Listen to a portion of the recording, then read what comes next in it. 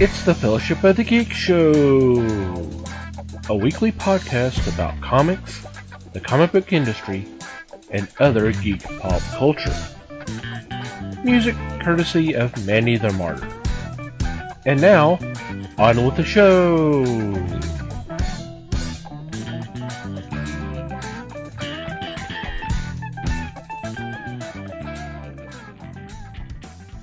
Hey there, everybody. It's the Fellowship of Geeks podcast. My name is Thomas Schick, and joining me for this episode is Mike Marlowe. Hey, gang. Les Webster. Hello. And Liz Newman. Hello, everybody. How are you guys doing? Great. Amazing. Pretty darn good. Yeah. I don't think anybody believes this anymore anyway, so it's fine. Yeah, pretty much. I'm not sure why I even ask anymore. I hope everybody out there is doing okay. So what's been going on in your corner of the galaxy? Yeah, this is the part where we tell the truth about how we're doing this week. But anyway. Almost the truth. Yeah, almost. As close as we're going to get anyway, right? Like, for example, this week I got the big bag of nothing because for the first part of the week, or actually for a lot of the week, we had a major weather change, and it did a number on my sinuses. So I was kind of uncomfortable up until, like, honestly today. And then I had like house guests for a couple of days the last couple of days too, and so that always throws me off. So I got pretty much nothing. I haven't done anything fun in a week. So, I mean, other than prep for tonight, that was fun. But that's about it. Yeah. I'm going to repeat myself here a little bit. I don't have a whole lot. We kind of did our podcast differently, but we recorded this time on a Tuesday, I think, was it? Yeah, because we all had, like, major crazy problems. But that Tuesday, Disney Plus came out. Yay! It's been pretty cool. There's a lot of neat shows on there. There's been a lot of conflicting reports on Bob Iger, whatever. He first announced that, hey, when it's on Disney, it's going to stay on Disney. And now they're kind of backpedaling a little bit, and it sounds like some of this stuff won't stay there for too long. And well, hell no, they can charge people to show their stuff. I mean, let's be realistic here. They can use that as a cash flow thing. I mean, and if they didn't think that was going to happen up front, then they're insane. Yeah. But anyway. And there's a few that, like, Ralph Wrecks the Internet. It's not going to be on there till the 22nd, I believe, because of previous commitments they did have. There's a lot of shows where they've got the place card there, and it's going to come soon, but, they are finishing up with, like, Stars and Hulu and that kind of thing. But it's a lot of their work. I mean, if you're looking for any of the older stuff that you just didn't think Disney released from their vault anymore, it's on there. I can't say I've watched a lot because I've been flipping through this stuff because there's, like I said, there's just so much, and it's like, ooh, I want to watch this. No, I want to watch this. No, I think I'm going to watch this. So the only thing I've really watched is Mickey Mouse Clubhouse. A few of the Disney princesses with the kids, which was kind of weird. I watch a little girl who's 3, and I was thinking, now she can see who all the Disney princesses are because she only knows the newer ones, So anything that hasn't been animated but was cartoon, she hasn't watched them. So I'm thinking Little Mermaid, right? That's a good story. It was cute. The girl falls in love with the boy, and, yeah, I forgot about the evil sea witch in the middle of this thing who makes herself, like, really big, and, Eric shoves a boat through her heart. I'm like, oh my God, I'm the worst babysitter ever. This little girl's, like, covering her eyes, doesn't want to see this. So maybe the Little Mermaid wasn't the best princess to start her off with. And it sounds like parents are in the market for a new babysitter.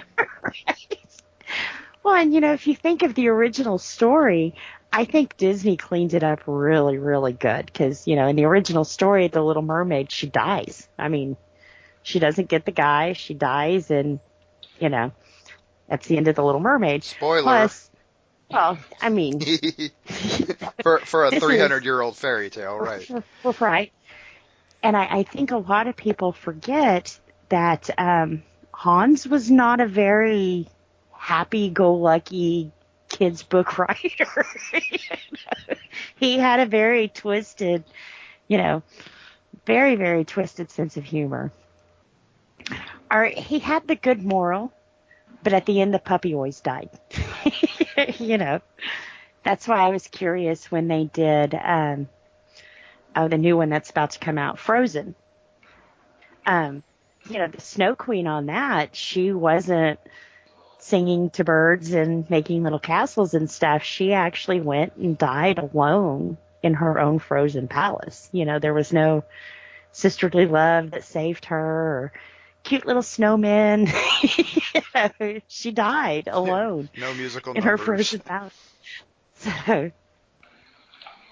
it's kind of cool, the way Disney can do that.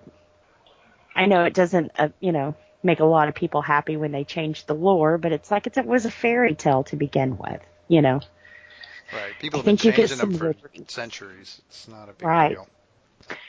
Because then who was the other guy? Not Hans. You had, Bronze. was it Grimm? Yeah, the brothers Grimm, Yeah, they Jakob and Wilhelm. they were kind of like polar opposites of each other. Where one was writing the more, you're going to die if you don't listen to your parents. The other one was writing the more happier, sing to the birds. The tortoise beat the hare. Clean living, friend. Clean Yeah. living. Go So, yeah, ahead. Go ahead. Spot that callback. that was Looney Tunes. Mm. Yep. Right? Mm-hmm. Okay. That was the Looney Tunes version of Tortoise and Hare. See, and I don't know if Cartoon Network is kind of threatened by this Disney deal, but they've been playing a lot of the older Looney Tunes and stuff. And then I found out another exciting thing, Netflix, to keep in the loop with their streaming and stuff, they've signed some deals with Nickelodeon. Ooh. So it's kind of interesting that when they're going up against Disney, their big gun is going to be Nickelodeon. So we'll see how that plays out and how, I'm excited because we'll get some new stuff, from Nickelodeon. Right. That's the win, is that Mhm. you'll get a lot more cool new material. Yeah. I don't know if it'll help Netflix. I think at some point they're going to have to come down off their price point. Disney just totally undercut them completely. The deal is that what's going to happen is Disney's going to go up. That's the deal. Yeah.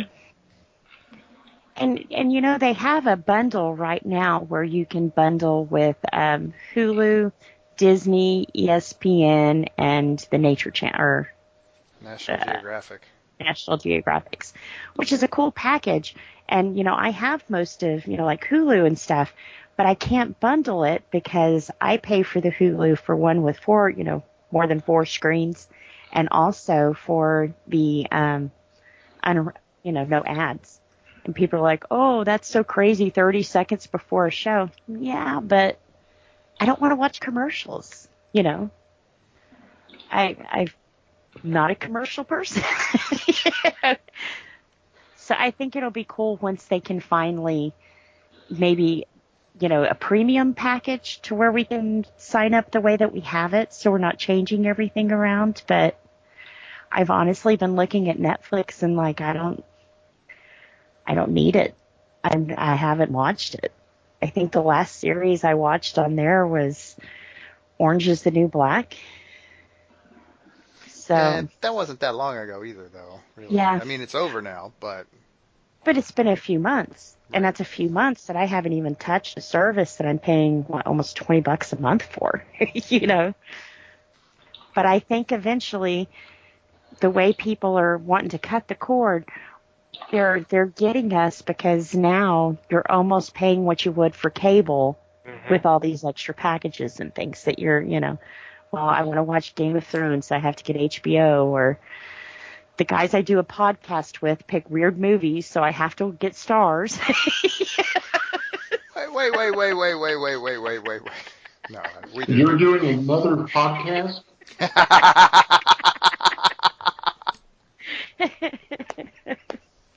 Nice. But, you know, a lot of the movies we do review, I usually watch on Stars or Amazon, so you think I could write those off? No, I don't. You can try. That's right. You can try. If there was any income for this, maybe, but guess what? There's Yeah. not. See, that's my farm, and I still write it off. Don't really make money there. Uh-huh. Reminds me of that movie, The Money Pit. It's the Money Pit with cows. Yeah, sometimes this podcast makes me think of that too, but anyway. So yeah, that's my nothing.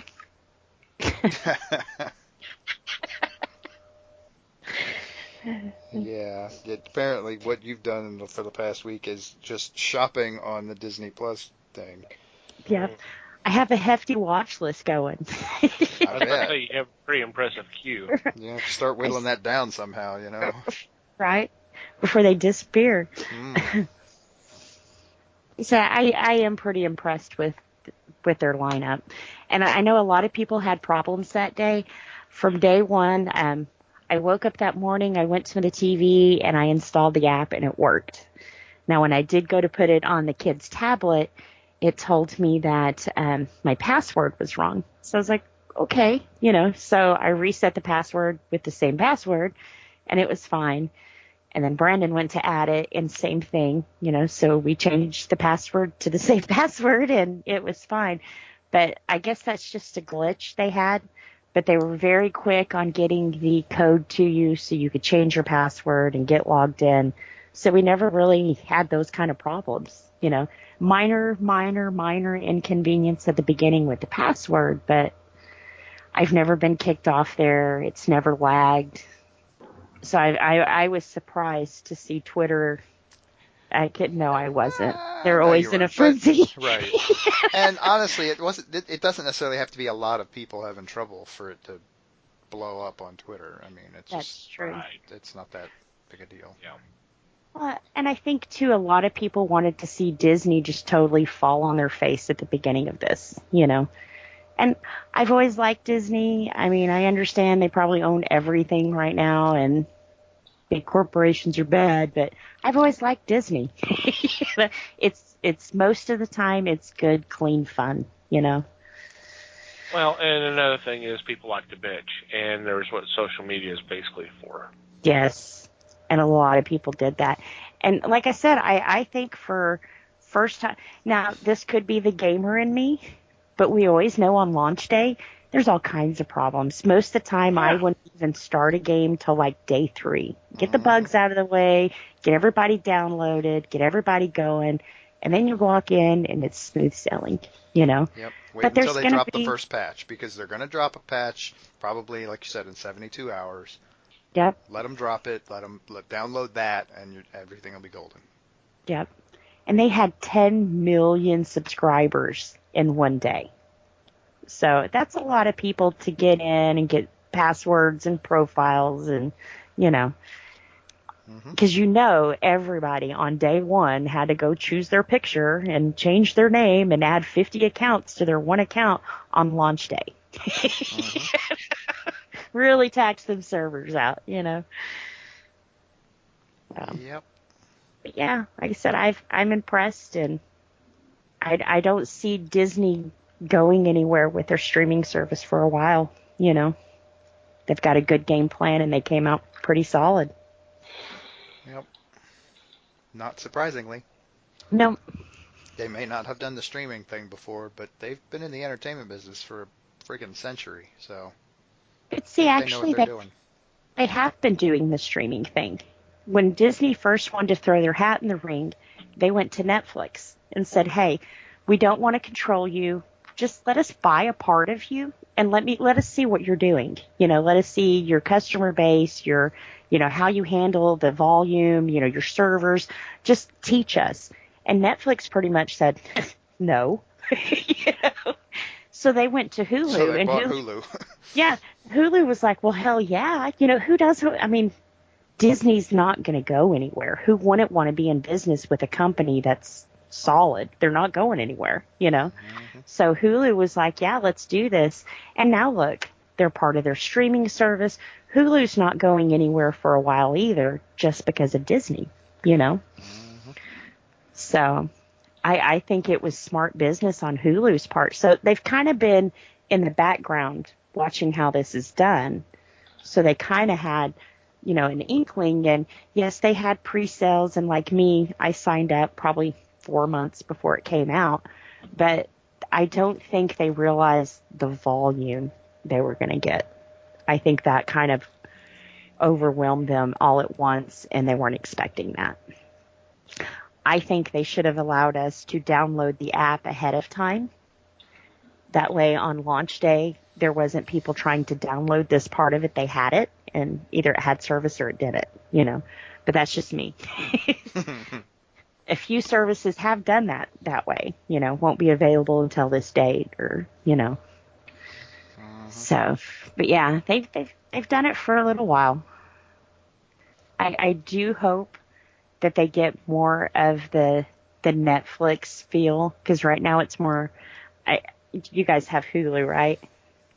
I've had it before. Yeah. Hulu changed their interface, and it kind of sucks. They give you these pictures, kind of like Netflix, but a little bit different of a layout. And that's the way Disney is. And right now, I don't know, it could be a startup thing, but like the kids watch the Clubhouse every day. Now, if we end on episode 5, when you come back to it like Hulu, you should be able to go to episode 6. No, they start you all the way back at the beginning. So it's a lot of flipping through what you've already seen to get back where you were at. And they should just play them one right after the other, and keep your bookmark it. Right. Here's where you left off, like Netflix does. Here's where you're at. Mm-hmm. So if those, but just minor. Like I said, definitely not deal breakers for me. Wes? Okay. I attended the 5th year anniversary at Red Pegasus this past weekend. Oh, cool. Congratulations to them. Definitely. Yes. Hell yeah. And they had actress Felissa Rose there for signing. Oh, I did see pictures about that. Yeah, that's cool. She is the actress from Sleepaway Camp, and it's amazing how many people knew of this movie. It is a slasher movie, but it's got such a weird twist to it. And she was very, very nice. Obviously, she didn't have a knife or hatchet or anything, but it was nice to hear her speak there. So, congratulations on the 5th anniversary, and thank you for bringing in Miss Rose. That is cool. Yep. Congratulations to Gabriel and Kenneth. That's awesome. 5 years. Yeah. Pretty cool.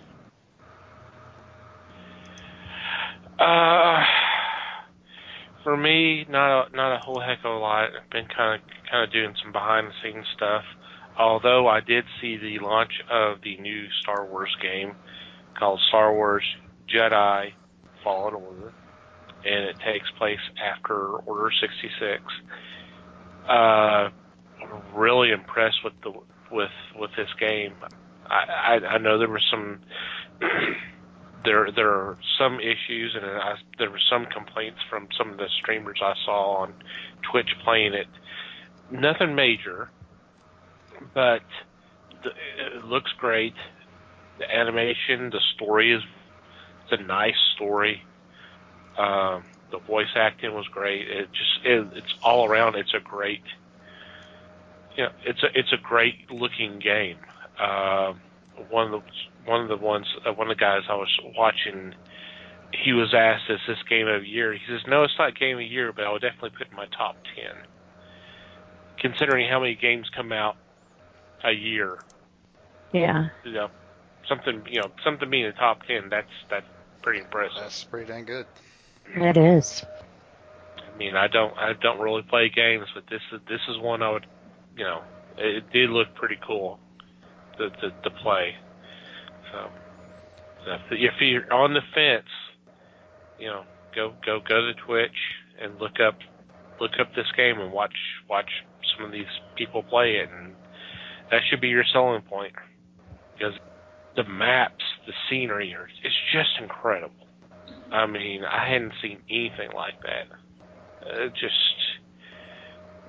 It was so funny. One of the streamers I saw, someone in chat said how plain everything looked. It was like, what the hell are you smoking? I was like, this is, and then of course the streamer caught on to that and started doing it as a running joke. It's just kind of sarcastically throwing that out every once in a while, especially when you may get to a certain part in the map and it just looks so, just the details and all this, and then he'll make that comment and you're going, yeah, that guy's an idiot. So we'll move on.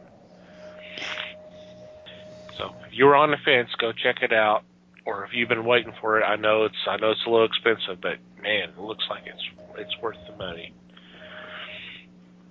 So Cool. yeah. How expensive is expensive? I believe it's like $60 or $70. Okay. See, and for a game these days, that's not really all It's that about expensive. average. That's pretty normal for a release price. Yeah. And come Black Friday, Which is coming up fairly soon here. very quickly, yeah. Yeah, Black Friday I'll be staying in, so that's fine. Oh, you will not be alone. Mm. I ain't going anywhere. But now they make it so much easier to just do it online.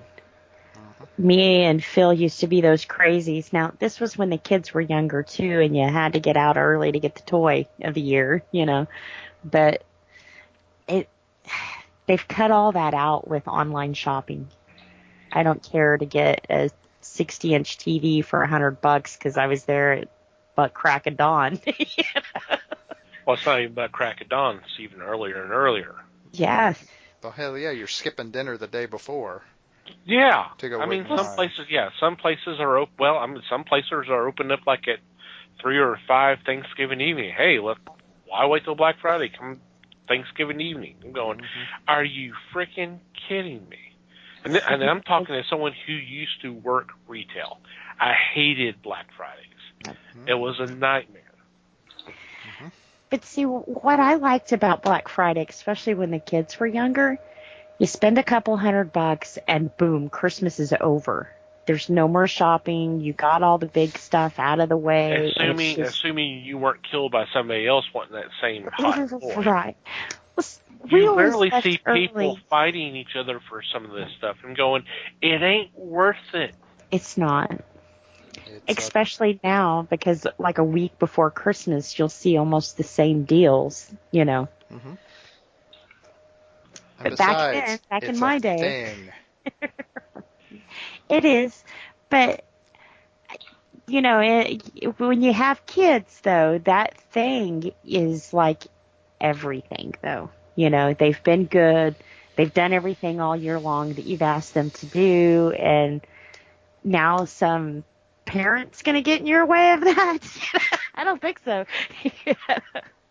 But yeah, I mean, the main one that we would camp out for, we would leave Thanksgiving dinner to go and set in line, was always Best Buy. They've always got the best stuff. The game of the year is always there. They always have plenty of stock. But they were cool because they would come out with tickets, and they would give you a ticket. So if you needed to go pee, you're not losing your spot. If they only had 50 PlayStations and you had a ticket that was one of the 50, you were guaranteed to get that. So there wasn't a lot of people pushing and, wanting to kill you for your spot, because they were already handed out before the doors even opened, Plus they handed out hot chocolate. And so if you're going to be crazy. So that's what this is about. Yeah, free hot chocolate. Yeah. While you're freezing your ass out. Oh, I get it now. All right. Yeah.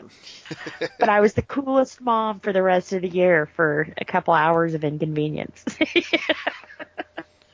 Yeah, you were the coolest mom for a couple of hours on Christmas morning. Yeah. Pretty much. They played the games for quite a while. And like we were saying, an $80 game on Black Friday's $20. They don't know I spent $20 on that game. They're thinking, wow, Mom went and bought me an $80 game. She must really love me. I'm going to be really good. If they know what it minutes. costs in the first place. Right. Right. Yeah, you're the greatest mom in the world for 10 minutes. Right. After that, you're just mom again. But see, we weren't the kind of parents who hand things out during the year. My kids were always, if you want something, you got to work for it. Christmas was kind of their free day, We were good, and so I'm not all materialistic, and that's the only way you show your kids you love them. But like I said, they worked hard for what they got, but Christmas was a little more special, We usually had a little bit more money. Harder to say no. Anyway. Before we get into this week's discussion, I want to remind everybody about our monthly Meet and Gabs. It's always the second Saturday of the month, and the one for December is actually going to be on the 14th at 7 p.m. And if you're not aware of what Meet and Gab is, it's our monthly just a hangout. If you're in the Dallas-Fort Worth area and like to hang out with us and have some good food and good conversation, we meet at Wing City, which is located at 1456 Beltline Road in Garland. The zip's 75044. Definitely come out and check us out and check out the place and have some great food. All this is on their website, www.thefellowshipofthegeeks.net. Just click on the events page. And we also have a Facebook event. So if you're on Facebook, first of all, come follow us, The Fellowship of the Geeks. And then we have a Facebook event already set up. So if you plan on attending or are interested, just go ahead and mark appropriately, and we'll keep you updated with stuff that's maybe discussed or what may be going on. And also at these events, we take comics for the charity we're working for, Comic Books for Kids. So if you have some new or new all ages and teen books, we would be happy to take those off your hands and hand them to kids that are in hospitals or cancer centers. Kind of give them a little diversion and a chance to kind of not think about what's going on in their life. So by all means, donate those, bring them to us. We'll get them into the proper hands. There's information, like I said, on the website for the event, and more information about Comic for Kids. We do have a page, CB4K, on the website. You just click on that link, and I'll give you all the information regarding the charity, some of the special things that they're offering for sale, and all proceeds go to shipping the comics to hospitals across the United States and Canada. They just released their own variant cover for the Doctor Who Holiday Special, which was one of our picks here within the last week or so. They have their own variant cover, and the proceeds to all that goes to them. It goes to shipping the comics. There's also a coloring book that features original art from some of today's top talent in comic industry, and they've already announced a second volume coming out in the not too distant future. And some of the names that Mark has told us that's going to be involved are pretty freaking impressive. So now's the time to go get those coloring books if you can, and all the information's on either on our website, or you can go to cb4k.org, and that's their website. So either way, go check them out and try to help them out if you can. Okay, it is that time again. If you've been with us for a while, or been doing a binge listen here recently, first of all, thank you very much. But from time to time, we usually do these every other month. We'll take a episode where we do a casting call, where we will take an existing comic book property that's been made either as a movie or a TV show and try to extend it a little bit and add additional characters. There's been some cases where we've kind of done our own thing. For example, we did a 90s version of a New Gods TV series. And more recently, we did our own casting call for a miniseries that we enjoyed the hell out of, Spencer and Locke. That was fun, and even the creator, David Pepose, enjoyed. He let us know that he really liked some of our picks, and that he enjoyed the heck out of it. I mentioned this one in particular because it kind of got me thinking about doing another title that is not necessarily superhero centric. It was a series that we all really enjoyed. It was written and drawn by Tom Zayer, and it was a miniseries that was about a year or two ago called Time and Vine. And for this setup, I vision it as a streaming service because I didn't think it would work as well as a movie. I would think it would work as maybe a short run series on some streaming services. The premise is about a man named Jack who owned a winery, and certain people were allowed to go down to sample certain years of this wine.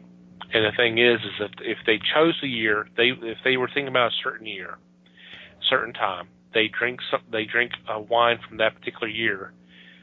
If they leave, they've been transported to that time. So it's basically like it's a time machine, in a way. And it's a great series. If you're familiar with Tom Zayer's work, he did Love and Capes. He's done Long Distance. I'm blanking. There was another series he did. I'm trying to remember right now. And the thing is it's the relationships. It's the characters that really kind of get you into all of his stories. I mean, Love of Capes is superheroes, but it's not really superheroes. It's really the focus is on the characters and their relationships. And it's the same thing here. Yeah, I mean, it's time travel, yet it's very secondary. It's all about the characters.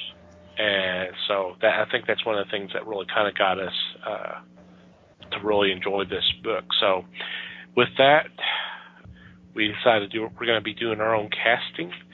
And who would like to lead off, and who are you casting? When you said streaming service, I was thinking that this could go quite a while with the way that they do the year and stuff, kind of like a Quantum Leap. Oh, yeah. I mean, it can go as long as they want to, but I mean, as opposed to the movie where it's 2 hours. And right. Yeah. You're going to lose a lot of stuff. You're going to lose a lot of what's important.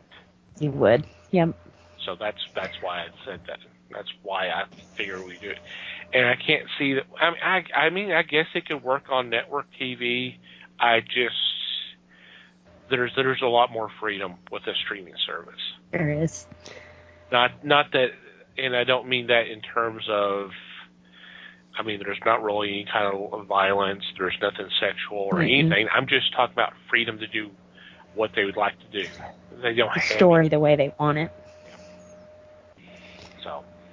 Well, I guess I'll start off. One of the main characters is Megan Howe, and I didn't really see an age on her, but I kind of picked her also because of who I picked for the mother. But I went with Allison Hagen. Okay. I don't know if she was too old. I kind of see her as right at that age that Megan was. And she's also, when they go back in time and that thing, she can be younger, she can be older, you know. She can just really get into that role. But when you see who I picked for Mom, you'll see why I picked her.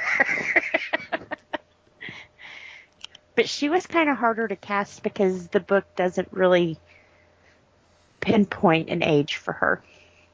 Or if they did, I missed it. I based age off of her based off of her mom and her mom's health issues. Yeah. So I kind of went that way, and I may have been wrong for doing that, but that's how I did it. Yeah. Yeah, I kind of went based on. I think you got a better idea of Debbie's age than you did Megan's, and so I kind of backtracked it from there. Yeah.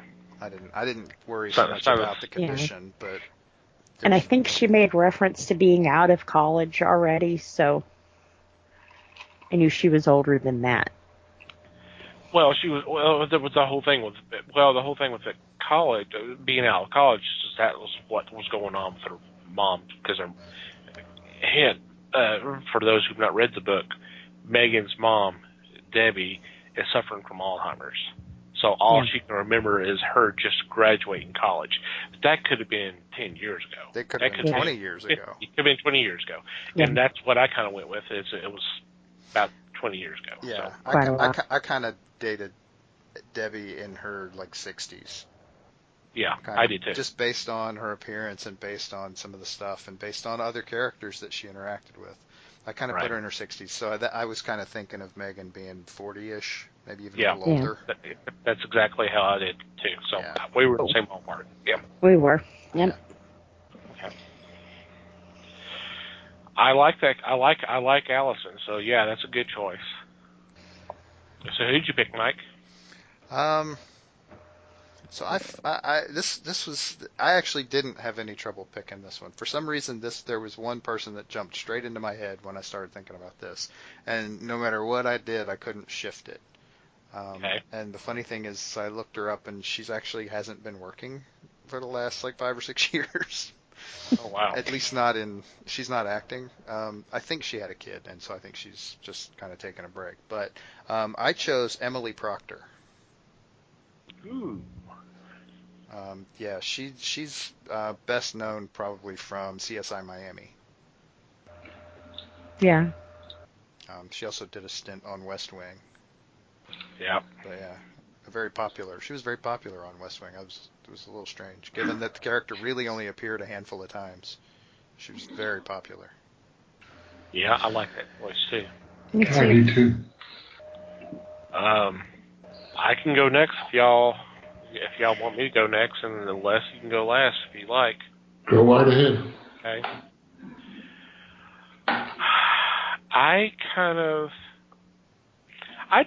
guess I have kind of selfish reasons because I've always liked her, but she's not an actress that you really see a heck of a lot, or at least I hadn't, not real recently.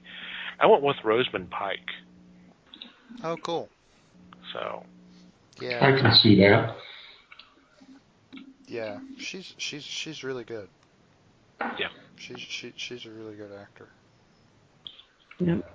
She is. And she's been in some stuff. She's done kind of a wide variety of stuff too. She's a Bond girl for crying out loud from several years back. Yep. She was in one of the the Edgar Wright movies, the Cornetto. Well, she was in one of the Cornetto ones. I want to say it was The World's End. Yeah. She was in. She was the girlfriend. I think it was that one. I first came across her in the movie Doom with Carl Urban. Yeah, with Urban. Yeah. Carl Urban. She was Samantha, his sister. Yeah. Yeah. That's when I first came across her work, and then seen her in tons of stuff. So she's done everything. She's done sci-fi. She's done fantasy, and of course, traditional and action and all that. So I mean, she's done the gambit, and she's good in all of it. She did. Wasn't she in Gone Girl too? I actually never saw that movie, but I heard a lot of interesting things about it. Let me check here real quick. Gone Girl. Yes, she was. Another one she got some acclaim for. So, yep. So, alrighty. For this role, I went young. I found a young actress that's around 23, 24. Natalia Dyer. She is on Stranger Things.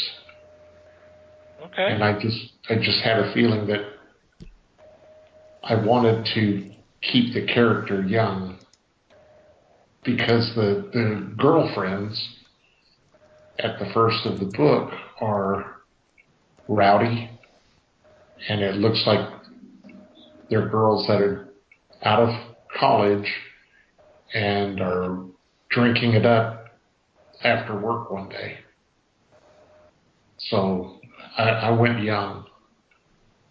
That's fine. Yeah, nothing wrong with that. I mean, if you knew more teachers, you'd understand. But there's some drinkers in that group. I mean, you get that in a lot of professions, but Right. teachers are drinkers a lot of times. They put up with a lot. Okay. Who's next, Liz? My next one, we have Jack Cadell, and I went with Wallace Shawn. He's the professor right now on Young Sheldon. Is he? Interesting. Mm-hmm. But he's also done a lot in like Toy Story and Princess Bride. Bride. Inconceivable. Yes. It's an interesting idea. Yeah. Yep. It is. To me, he kind of looked like the guy in the book. I can kind of see it. Not really the direction I went, but I can still kind of see it. No, and that's not a bad thing. No, I mean, it's not a bad thing at all. That's good. Wallace Shawn's really good. Yeah. Who'd you go with, Mike? So, this might be a little bit of a stretch, but I went with William Hurt. Okay. Because, I mean, he just, I'm trying to think of it.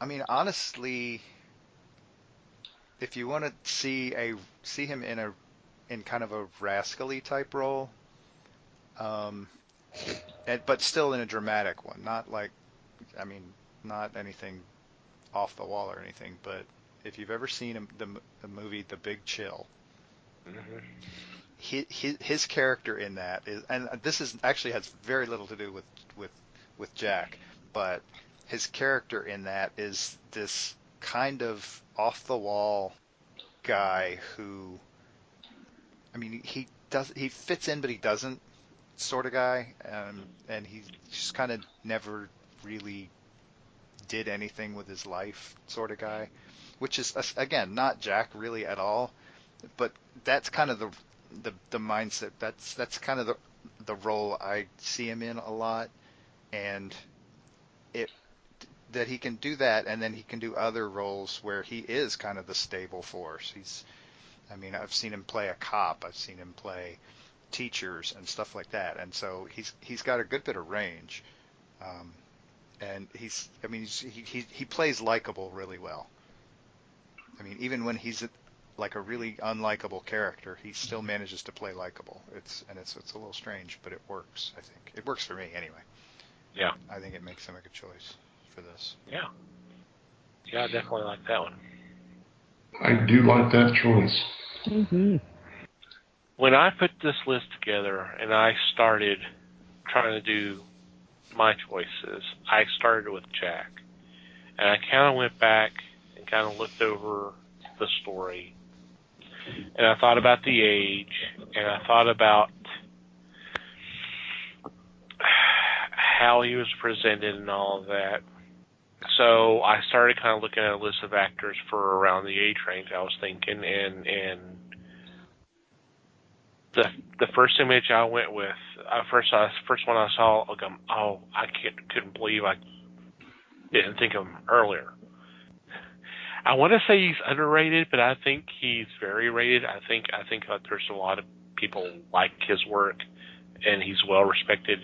He's a well respected actor, but there's still something that's kind of underappreciated about him, I guess, or maybe that's just my feeling. I went with Ed Harris.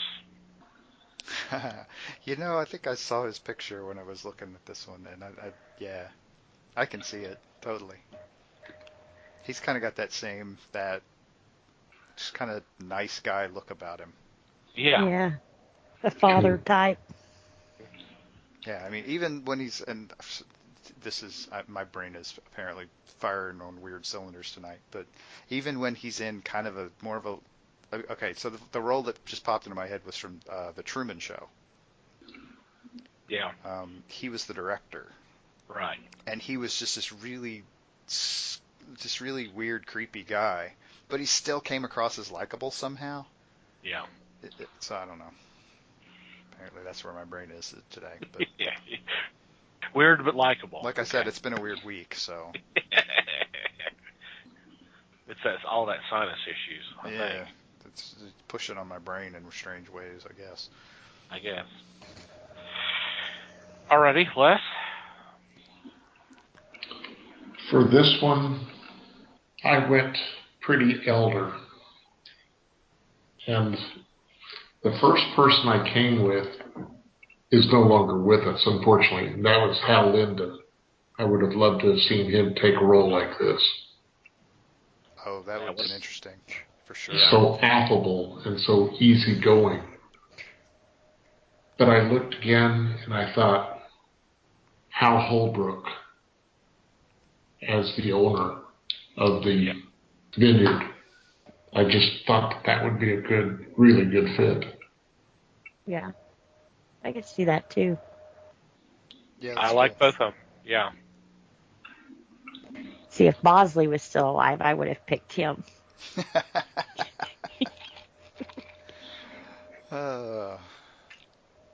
Interesting choice. Alrighty. Next. All right. Our next character is Darren. He was the bartender in this story. And I picked a guy that, from my childhood, anytime I think of a bartender, his face will always pop into my head. Oh, no. Yeah. And that was Ted Lang. Mm-hmm. He will always... Somehow I knew that's where this was going. He will always be the bartender to me. So when I saw he was still alive, and he's even got the little gray hair and the little gray beard, I was like, yes, this is perfect. This is Darren.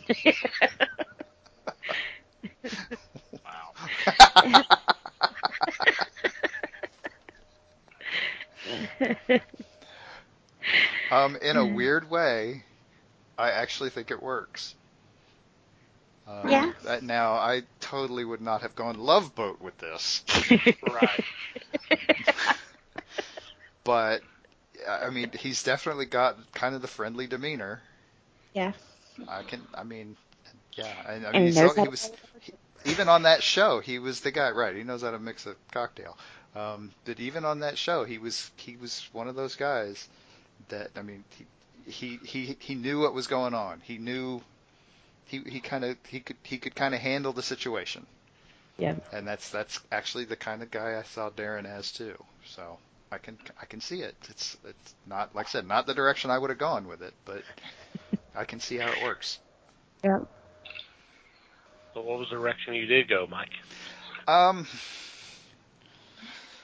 went with, and I'm looking at my list now, and I picked a bunch of people who really have done some weird stuff in their careers.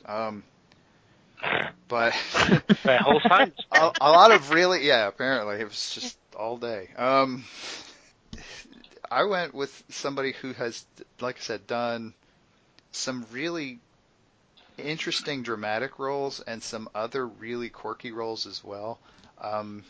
The person I thought of was Forrest Whitaker. Okay. Yep. Not that I don't think he ever played a bartender, but No. but he has done lots of roles where he's like the really helpful guy on the sidelines, or the guy who's got the interesting plans for in the background going on, or something along those lines. He's a guy who, while he's done some pretty hefty leading roles, he's kind of mostly not done those. He's done more the character type roles. Yeah. And especially if you're going to expand this out into a stretched out miniseries, for lack of a better term, that's a place where you can get some really interesting mileage from a character. And I think he would be good at that.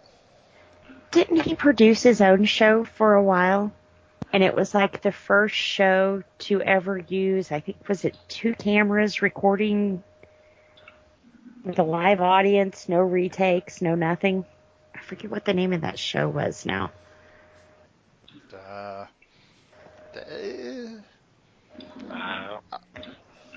think they've kind of always done TV that way, though. So I don't know. Yeah, I'm but not sure. I think up until a certain point, though, this show wasn't recorded in front of a live audience. I think it was all studio. And then they said that the acting was so good and everything else that they decided to do it live. And, golly, I wish I could remember the name. So do I, because I have no idea what you're talking about. Yeah, I don't either. So I'm wanting to say it was something like Rock or... I can't remember now.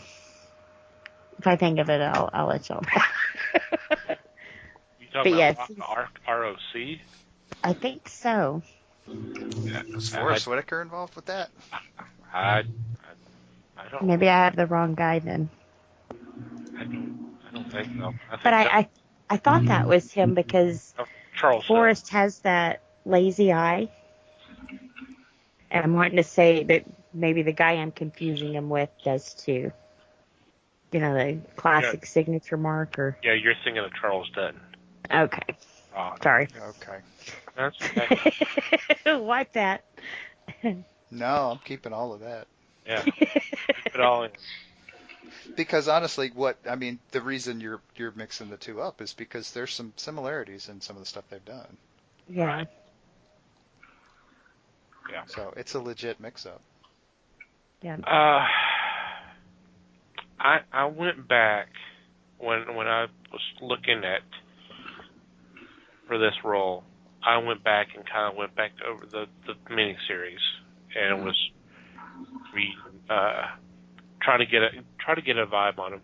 Yeah, y'all mentioned the whole thing about him being kind of friendly. Of course, he was a bartender; he had to be that way. But when it was anything regarding the time traveling or just what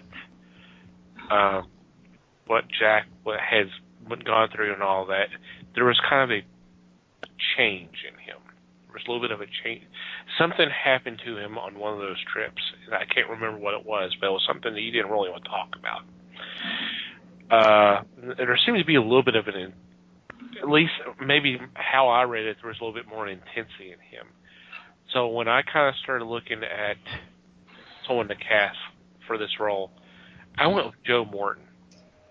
I've seen him in several different stuff, but I mean, he's probably best known as Miles Bennett Dyson from Terminator 2. He was recently in the Justice League film as Cyborg's dad.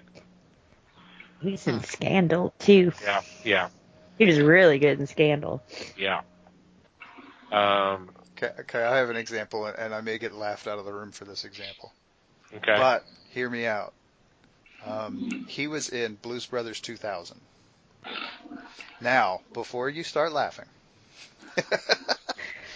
he played the guy who was the hardcore cop who was trying to chase them down, and they eventually converted him into one of them. And so what you get from him, I mean, as kind of very questionable as that movie was, what you get from him is a performance that shifts from one extreme to the other in the course of like an hour. You get to see him go from this hard-ass cop to softening up over time. And so it's actually a really good acting performance in what is honestly a really terrible movie. So yeah, I'm a fan. He was also on the sci-fi show Eureka. Oh yeah, that's right. Yeah. And he did a really good job on that too. Maybe I should have led with that example, but anyway. No, that's okay. That's okay. So that was where I kind of went with it. So, Les, how about you? Well, I enjoyed Bill Cobbs, but I'd like to give it to somebody that is not going to be the star of the movie. Somebody that can do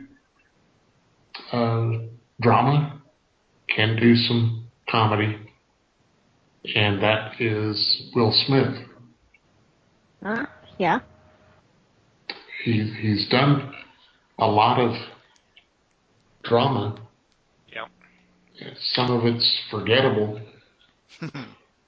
but I think that this is somebody that could probably step in and play the not the lead or the best supporting actor, but he could probably do a supporting actor.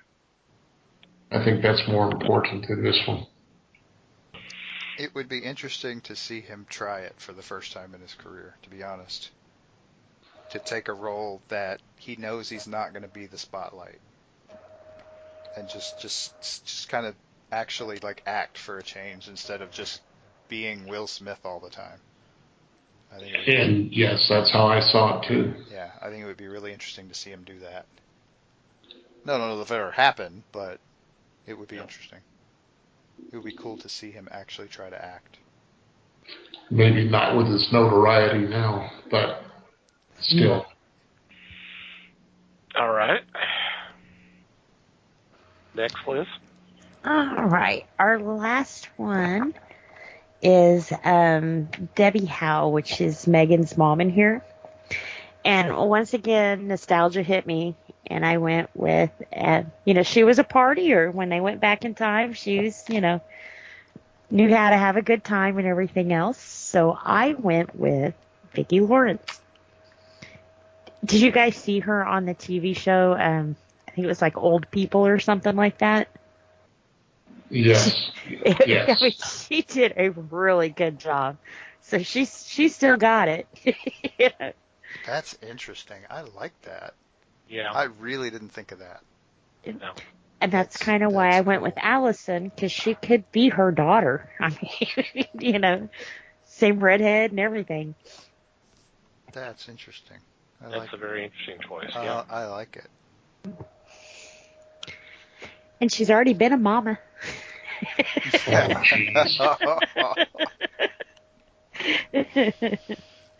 Yeah, another one of those fun situations where they put the youngest person on the show in the role of the oldest character. Yeah. Yep. I remember when I first saw her, I confused her with Carol Burnett. And I think it's because, for one, it was the red hair and they were good friends, but the personality, the comedy style, almost to a T was each other, So it was kind of nice to finally see them come together and do what was that? All in the Family? Mama's Family. The Mama's Family. Well, and that was a spin-off from the Carol Burnett show. That was a book. Uh-huh. They were running characters on that forever. Didn't she come in later though? I don't No. think she did. I think she No, was, she like I was- said, she was like 19 years old when the show started. Was She she? she was much younger than everybody else, but Yeah. I think she was there from the beginning. Yeah. Yeah. I think they didn't start doing those characters until later. Yeah. But yeah. And yeah, those two fit together just Two peas in a pod. just disgustingly well. Yeah. I always thought they should have gotten together with Lucille Ball. Those three together, oh my goodness. I would probably be crying from laughing so hard. Would have been interesting. It would have. Battle of the Redheads. Yeah, I went a little different route though. I definitely went with a more dramatic type role with Debbie. I mean, because that's one of the things about this book is that it really plays the emotions well. Mm-hmm. And to me, Debbie is just a really heartbreaking character. I mean, it's just so hard to watch. I mean, because it's not like there's like a major decline through the course of the story, because the course of the story is not really all that long a time. Yeah. But I mean, it's a very, I think, realistic depiction of the way Alzheimer's works sometimes. And so it's just really hard to watch. So I went with somebody with some dramatic chops. I went with Sissy Spacek. Okay. Yeah, That is a good choice. I like that that. is. Yeah, I thought she would be able to capture the mom thing. And there's also, some of this is some interaction. A lot of it is interaction with Megan, but there's other stuff going on. And she's also someone who, obviously it ain't a spoiler. This is a time travel story, which I know I'm as shocked as everybody that I like a time travel story, but I won't go back down that road again. But yeah, so they get to see her kind of back in time, so they'd have to make her look a little younger, which shouldn't be a problem with Sissy Spacek. And she gets to interact with other characters as well, and I think so. It would give her a chance to kind of, it would be fun to expand that character a little bit with her, and just kind of let her kind of take it over a little bit and see what happens. Okay. I like Yeah, that I one. like that. Yeah, I definitely like that one too. I went the dramatic route too, because I thought about the deterioration and all that. I didn't really think about her as the younger character and all that we do see in the story. I narrowed it down to two, and I just really could not choose one over the other, because I love both of their work, and I think they would do really well in this role. So, choice 1A is Rene Russo. Interesting. Choice 1B was Jessica Lange. Oh wow. Yeah, I can see that one. That is a tough decision. Because both could pull that off. Mm-hmm. I like that. Yeah, it would be interesting to get them, not necessarily together, but kind of give them both the book and say, okay, how would you do this, and see how different it turns out. It might not turn out different at all, but it would be interesting to see how that would play out. Right. How they would handle the role. That is pretty good. Okay, Les. Well, for my choice, and yes, it's a dramatic, but I found somebody that has played a champion ping pong player, a beau to a minor league baseball player, and several other things. In fact, she first really came to prominence in Rocky Horror. Susan Sarandon. Yeah. Yeah, I don't think she'd have any trouble pulling something like this off, for sure. Mm-mm. She's got the chops. Yeah. Definitely. Yeah, I like that one too. Alrighty, that is our main cast. If you read the series, you realize that there's not a lot of characters in it. It's pretty much this group, with the exception, with a couple. Everything else is a bit part, pretty much. Unfortunately. Pretty much. Yeah. If you've not checked this book out, you really should. It's highly worth it. Like I said, I went back and was rereading it for this purposes, and I still kind of shed a tear right there at the end. Just the way the whole thing ends, you're just going, ah. Yep, it's one of those books that It is. That's just the kind of book it is. Yeah.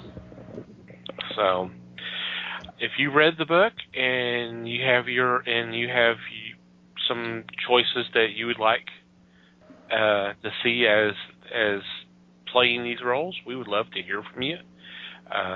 Definitely send them our way. We'll be more than happy to share them on a future episode and kind of discuss them.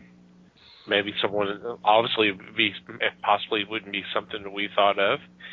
And, I mean, as you heard today, some of us kind of went in different paths and not saying one's better than the other one. It's just kind of interesting. It's a different take, and that always kind of makes, at least for me, always makes me think a little bit more and go, okay, I could see that. Yep. So it's part of what makes this interesting for us, right? Is to kind of see or hear how differently we view these things. Yeah, It's all reading the same material, cool. just how we interpret it. Mm-hmm. Absolutely. And on that note, we are going to take a quick break and come back with our weekly picks.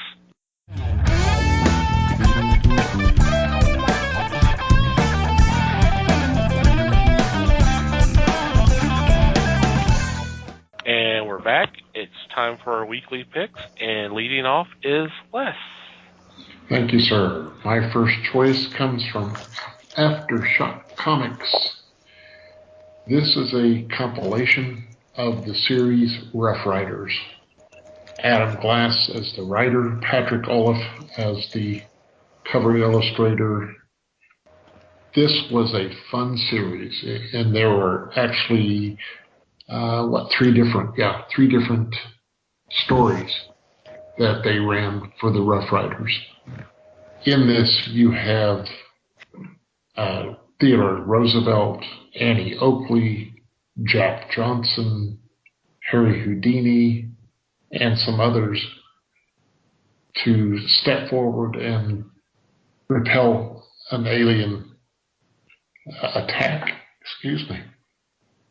And with this, you just have some great insight, some great fun to mull about.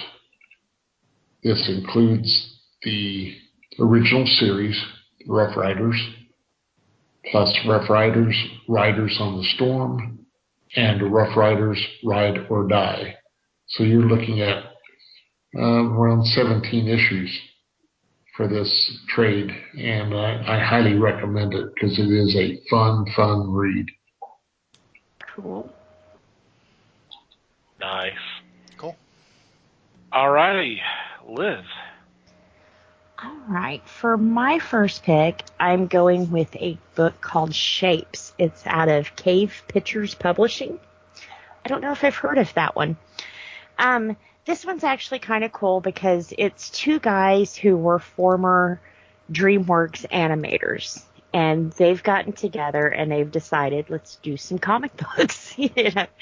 And this one here, it's about a kid who's 13, and on his birthday, he has like the worst day ever. You know, he gets beat in his favorite video game, bullies, the whole 9 yards. Well, at the end of his birthday, he's given this strange gift, and it's from his dad that he never knew because apparently he's been on this long mission. But he finds out that his video game skills may actually be key to saving the universe. Doesn't that sound familiar? It does. Strangely enough. Yeah. I think this one kind of hit me in nostalgia again. Right? Because it reminded me a lot of, what was that, The Last Starfighter? Mm-hmm. So, should be pretty good. Like I said, these guys, some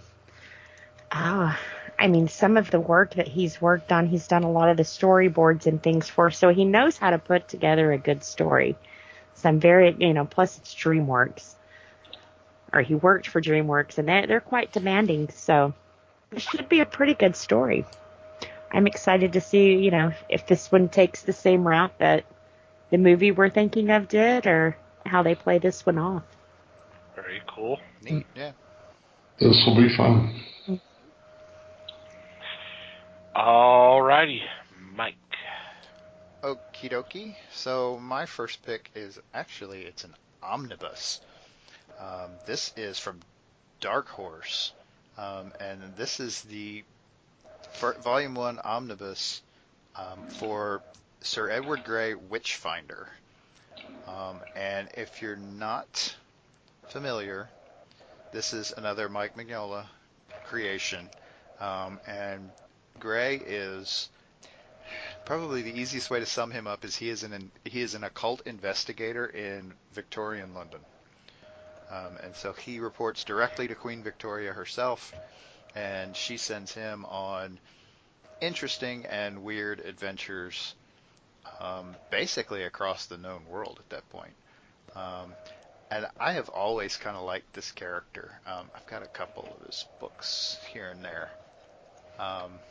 And so I'm really, really looking forward to getting a hold of these kind of in an omnibus form to get a big old collection of them. I am not sure off the top of my head how many volumes of this there are going to be. I'm thinking at least 2, maybe 3. But yeah, it's a lot of fun if you're into that sort of thing. Nice. You've got Mignola, so you're ahead right there. Mm-hmm. It's a win right off the bat. Yeah. Alrighty. I'm up next, and for my first choice, I'm going with a new miniseries from IDW Publishing. It is Star Trek Picard Countdown. And this is going to get you ready for the new series. It's going to be on the CBS streaming service. I believe it starts in February. This is written by Mike Johnson and Christian Bayer.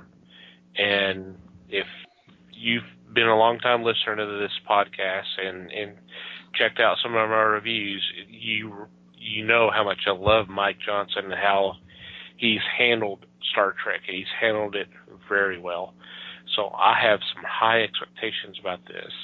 This is going to shed a little light on what caused Picard to leave Starfleet and retire to his vineyard, which I'd like to know who's been controlling it, who's been running it since he's been out, either with Starfleet or, exploring the galaxy. Because if you remember, his brother and nephew perished in a fire that was mentioned in the first Next Generation film. So I don't know who was running it all this time before he came home. But hey, that's one of the mysteries we'll get to learn about in the new series, I guess. Who knows? Right? We may. But apparently, according to this, one mission changed his life forever, and there was some references in the teaser. So I'm sure between the show and this book, we'll find out how Picard got to the state that we see him in this new book, this new series. And I'm excited about the new series. I'm excited about this book. Yep. Cool. Sounds good. Very, Very cool. Alrighty, Les, you're up next. Okay, before I give you my summary there, I'll just give you a little background. What I'm going to speak of is based on a book by Edgar Rice Burroughs, which was written around 1913. Yes, 1913, and it's called The Monster Men. It was a book written in 13 and published, not really published as a book until 1929. But just this portion of it makes me excited about the new comic from American mythology, Monster Men, Soul of the Beast. And in this, you have the mad science, you have horror, monsters, just about anything and everything available. This is a prelude to a series called The Monster Men Heart of Wrath. So this will be the stepping on point for you. And if you get the chance to locate the book in any way, shape, or form, you may want to try that too. I recall reading this when I was too many years ago. So I think that you folks will enjoy this one too. Try it out. Cool. Yep, it's good to see some of Burroughs' lesser-known works see an interesting new audience at this point. Seeing them giving them the visual kind of translation that they tend to. Comic series with this stuff tend to turn out pretty cool. So this is fun. It's good to see this stuff. Yeah, I am excited. Yeah, I echo, the sentiments of seeing something that's not Tarzan and John Carter and all that. Some of the other stuff, get a moment in the sun in new eyes, and I totally echo that sentiment. It's good that this is happening. So, alrighty, and Liz, I believe you are next. Alrighty. For my second pick, I'm going with a one-shot. It is Stabbity Ever After Wonderland, which of course over the last year or so, I have recommended Stabbity Bunny. It's a little cute, gruesome story between Bunny and Grace. Grace has got some supernatural powers that he's kind of helped her through. This one, like I said, will be a one-shot. It will take place outside of the Stabbity Bunny universe, and actually in in Wonderland. What kind of trouble could Stabbity Bunny get into in Wonderland? They've told us that be prepared to say a lot of, farewell to a lot of our favorites in Wonderland. So apparently he has a pretty good time. I have really enjoyed this series. Richard Rivera has done amazing with this. I do believe this is a one-shot because the next thing we're getting from the Stabbity universe, which will actually be in the Stabbity universe, will be a little bit more about Emmett, which has been in the other one. So this is kind of a little tide you over until the series starts back up. Should be a good one. I'm always a fan of anything Wonderland, so I'm really excited to read this one. Sounds pretty cool to me. Yeah. Sounds just insane enough to be nice. It's just nice, yep. Good choice. Alrighty, Mike. Okay, well, my second pick is from Image Comics, and this is actually the first trade for Section Zero. And to give you a sense of what you can expect, the subtitle for Volume 1 is There Is No Section Zero. And Section Zero is a group of interestingly able adventurers, for lack of a better word, whose job it is to deal with all the things that the rest of the world shouldn't know about.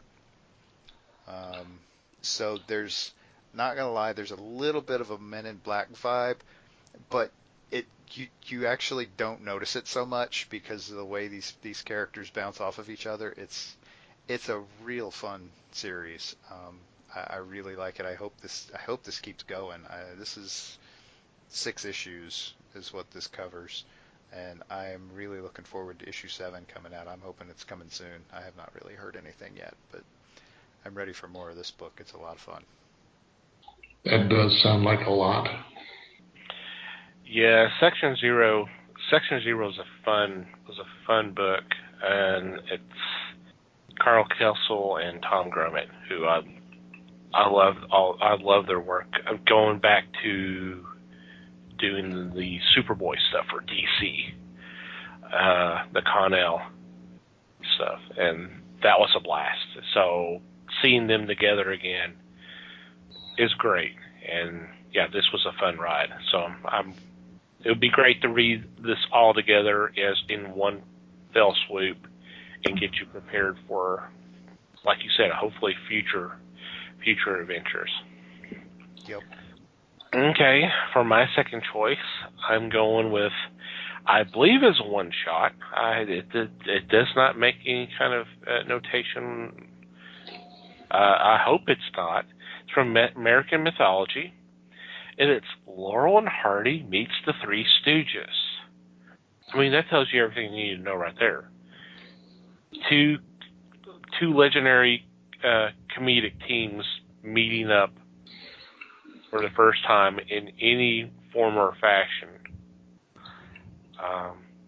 And American Mythology's been doing great with the Three Stooges comics. Laurel and Hardy, I sadly have not had a chance to read those yet, but I imagine them being just as well done. So to see the two of these groups together, it's going to be comedy chaos. I guess the best way to say it. So it should be a blast. It should. Yeah, how can you go wrong? I mean, geez. Mm-hmm. And isn't it a single story? It looks like there's actually a couple stories in this issue, but there's no notation whether or not it's a miniseries or this is just a one shot. So we'll just have to see. Legends come together. That's right. Pretty cool. Mm-hmm. All right, and our honorable mention this week is... All right, it's a Christmas story. This one was The Crow, Hark the Herald, of course, out of IDW. This will be a one-shot. I'm not sure. I think this was the one that was offered during local comic book shop day. And if it is, they're re-offering it, and it was an amazing story. A family gets together. There's 6 of them. The only difference about this family is they're all really good serial killers. So, of course, the Crow comes back to set things right in Crow fashion. I think this time it's Cecilia Wright. So, should be a good little make your heart feel good Christmas story. Nice sell there. All warm and fuzzy, right? Yeah, real warm and fuzzy. I said Crow's always a good revenge story. You know, they show you how nasty those people are and how much they really deserve the retribution. So it should be good. Okay. Any special shout-outs or mentions this week? No. Nothing here. Okay, that's fine. We'll move on to our regular shout-outs. Obviously, we start off with Pop Goes Culture Podcast Network for allowing us to be a part of a great group of podcasts. We definitely want you to check out these shows. There will be a link in the show notes. Thank you guys for your support. And we also want to thank the support of Potter and Family on Twitter for spreading the word of the Fellowship. We highly recommend you checking out their fine work. And the best way to do that is to do a search, hashtag Potter and Family as one word, and just scroll through, and whatever catches your fancy, just click on that link, download that episode, and have some fun. I also want to thank Manny the Martyr for supplying the music to our podcast. There's a link in the show notes for you can access their music. Check them out. Thank you guys so much. And finally, you, dear listener, thank you for downloading and listening to today's episode. We always appreciate your support. We would love to hear from you. If you have a comment, question, suggestion, complaint, observation, whatever, please, by all means, contact us. And there's several ways you can do that. Our email address is email@thefellowshipofthegeeks.net, or you can go to the website and go to the About Us page, and there's a contact form there you can fill out if you so desire. Please follow us on social media. I already mentioned our Facebook page. By all means, follow us there. And if you're in the Dallas-Fort Worth area and interested in joining us for our monthly meet and cabs, there is, like I said, there is a Facebook event set up already. So definitely go check that out. We're obviously on Twitter @FellowshipGeeks. Feel free to follow us there. And if you like to follow our personal Twitter accounts, by all means, Mike can be found @MikeyGeek. Liz can be found @LN_geek, and I can be found @TomTCGeek. And wherever you download or listen to our episodes, if you would be so kind as to rate and review our show, that would be greatly appreciated. Anything else before we say goodbye? Just thanks, everybody. Yep. Thank you. Thanks, and listen for more binging. Speaking of binging, I guess we need to wish everybody a happy Thanksgiving. This is going to drop just before the holiday. Oh, geez, yeah. That would be good. So, happy Thanksgiving to everybody that celebrates. Safe travels if you're having to travel. Don't eat too much, and just watch out for everybody on Black Friday. If you You're brave enough to risk that. You're brave enough. Yeah. brave or crazy enough to do it. So, thank you for your support as always, and until next time, geek on, my friends.